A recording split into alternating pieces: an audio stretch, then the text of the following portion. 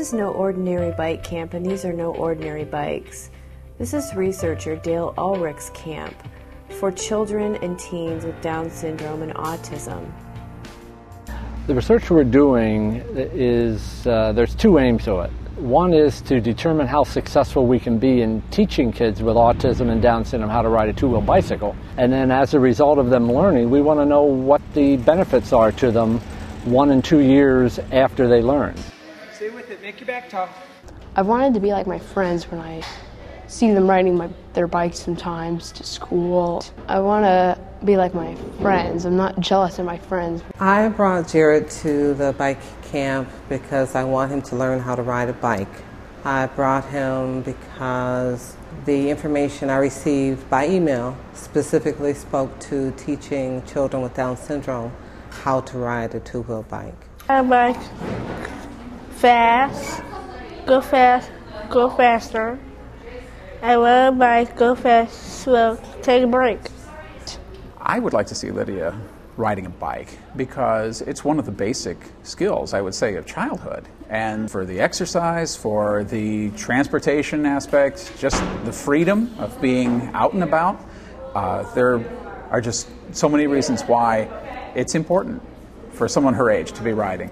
The kids that we're recruiting for the study are between 9 and 18 years old, and typically developing kids, this is something that they do with their friends in their neighborhoods all of the time. So there is an excitement for these kids, a lot of them that are participating in our study, in terms of being independent and having that skill towards the end of this camp.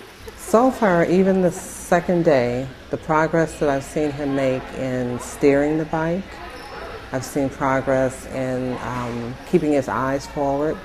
And also the smile on his face, I can tell he's already feeling a little bit more confident. All of the children are very different when they come in. The one commonality is they're very fearful of falling. And the adaptive bicycles that we start with allow them to reduce their fear in the first day. And once they reduce their fear, learning explodes.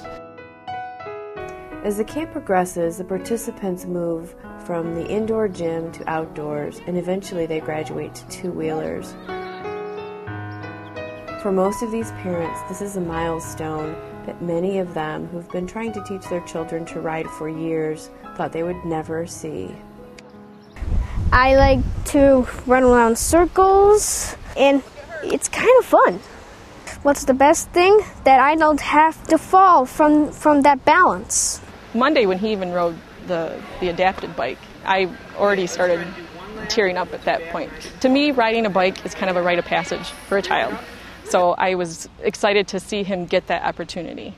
And then to see him on the regular bike on Wednesday, to just see the progress in such a short time, it's hard to almost put it in exact words, but you're just so happy for him. The big picture, I think, is that hopefully we'll be able to change some policy. We know very few schools that try to teach bicycle riding to kids with autism and Down syndrome. And yet here in 5 days, we've demonstrated that it's an achievable goal. And so hopefully more schools will say, yeah, it makes sense that this is a very functional activity.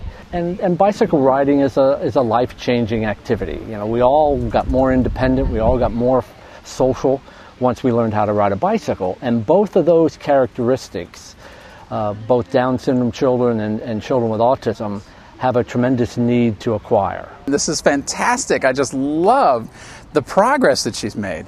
That and just getting to see it for the first time. I think I was choking up a little bit. It's like, woo, she can do it. It would be fun because I would have my own freedom. My own freedom to ride and my freedom to do whatever I wanted.